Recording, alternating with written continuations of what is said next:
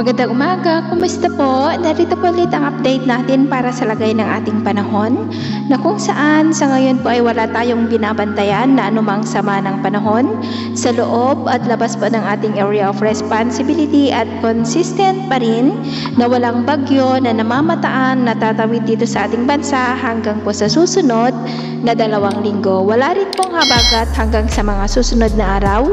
Intertropical Convergence Zone ang weather system po ngayon na umiiral sa ating bansa at ito po ngayon ay nakakaapekto sa may Mindanao. Pero kahit na walang LPA, walang bagyo, walang habagat ay patuloy pa rin po tayong makakaranas ng mga pulo-pulo na mga pag-uulan, lalo na po yan sa dakong hapon at gabi sa malaking bahagi po ng ating bansa, dulot po ng mga localized thunderstorm at saka po ng ITCZ sa may Mindanao. At para naman po sa lagay ng ating panahon ngayon, ngayong madaling araw po ay may mga isolated rains sa ilang bahagi po ng Bicol Region at maging po sa Western Visayas. Pero ngayong umaga po sa malaking bahagi ng ating bansa ay asahan po natin na sisikat ang araw from Luzon, Visayas to Mindanao. Maliban lamang po sa mga isolated light rains, dulot po yan ng mga localized thunderstorm.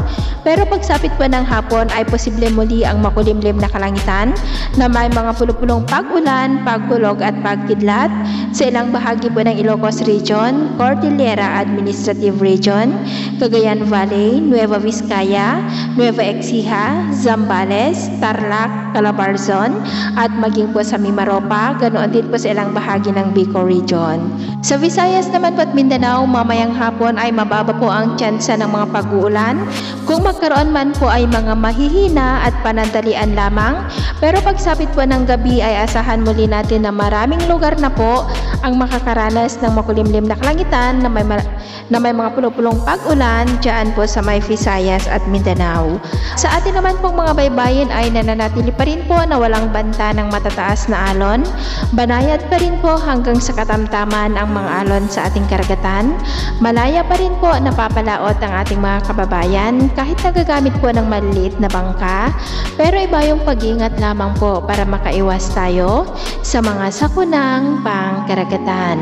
So, yun po ang latest update natin sa araw na ito. Ako po muli si Gems na nagsasabing sa kahit anong pagsubok po na darating sa ating buhay, huwag na huwag po tayong mawawalan ng pag-asa. Thank you and God bless!